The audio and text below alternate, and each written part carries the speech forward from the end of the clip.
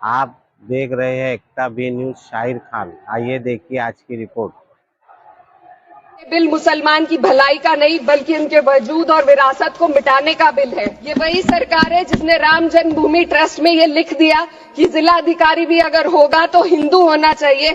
कोई मुझे बताए कि वहां पर सेक्युलरिज्म का रस क्यों नहीं घोला गया। तो पर एक नया फरमान लाया गया।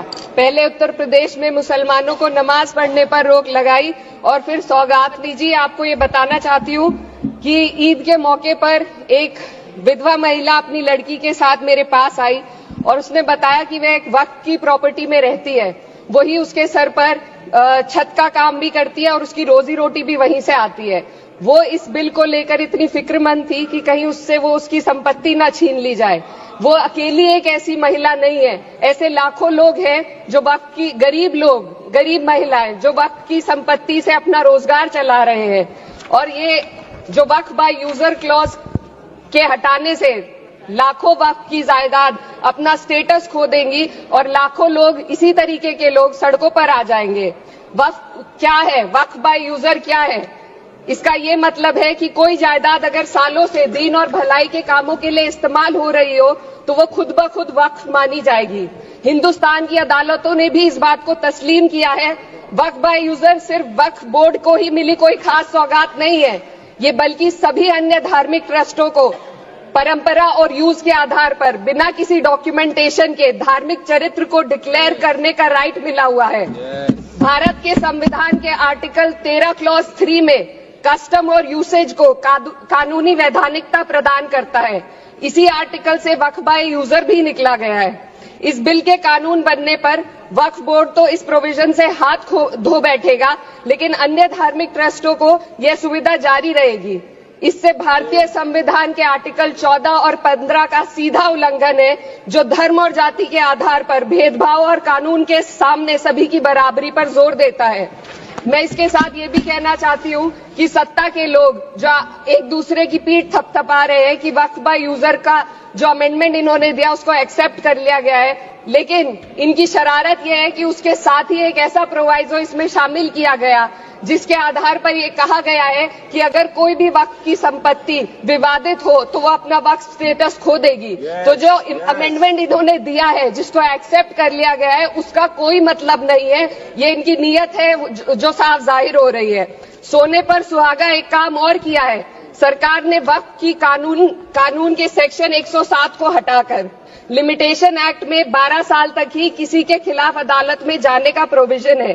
सेक्शन 107 में बोर्ड को लिमिटेशन एक्ट से राहत मिली हुई थी। वक्फ बोर्ड कभी भी अवैध कब्जाधारियों के खिलाफ अदालत जा सकता था। अगर ये सेक्शन ना हो तो अवैध कब्जा करने वाले लोग कानूनी प्रक्रिया का फायदा उठाकर वक्फ की प्रॉपर्टी को हड़प सकते हैं। अन्य धार्मिक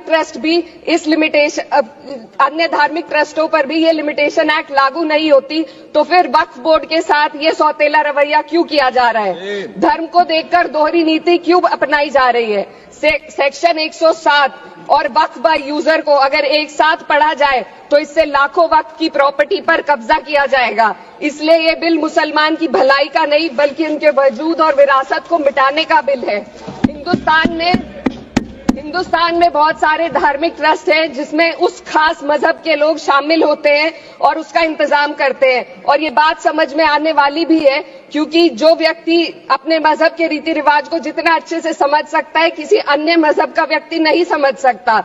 आर्टिकल 26 क्लॉज 2 के तहत धार्मिक संप्रदायों को अपने मजहबी इदारों के एडमिनिस्ट्रेशन का हक देता है, लेकिन वक्फ बोर्ड के बारे में इसको उल्टा किया जा। Sir 2 minute sir please limo को शामिल करने की बात कह रही है। आपके मुंह से सेक्युलरिज्म की बात सुनकर अच्छा लगा, लेकिन अगले ही पल ये भ्रम टूट जाता है क्योंकि आपको सिर्फ दान देने के लिए प्रैक्टिसिंग मुस्लिम का आपने क्लॉज डाला है, लेकिन बोर्ड में बैठने के लिए मुस्लिम होने की कोई आपकी क्लॉज नहीं है। तो इससे आपकी जो दोहरी नीति है वो साफ जाहिर होती है।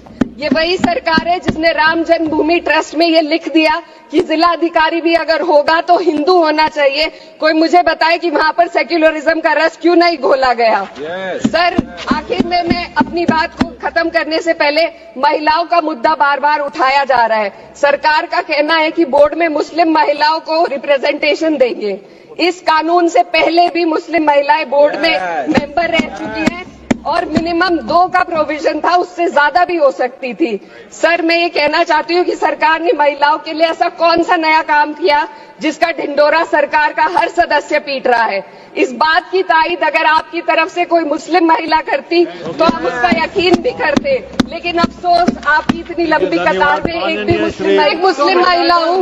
मैं सिर्फ मैं माइनॉरिटी महिला हूँ। इस सदन में हम सिर्फ 2 महिलाएं हैं और उस नाते से मैं ये बात कहना चाहती हूँ कि इस बिल के माध्यम से मुस्लिम महिलाओं को कुछ नहीं मिल रहा है। ये हमें कुछ नहीं देना चाहते, सिर्फ टोकनिज्म हमारे नाम पर बनाकर एक नैरेटिव मीडिया में चलाना चाहते हैं। तो ये बिल मुसलमान की भलाई का नहीं, उनकी पहचान को मिटाने का है।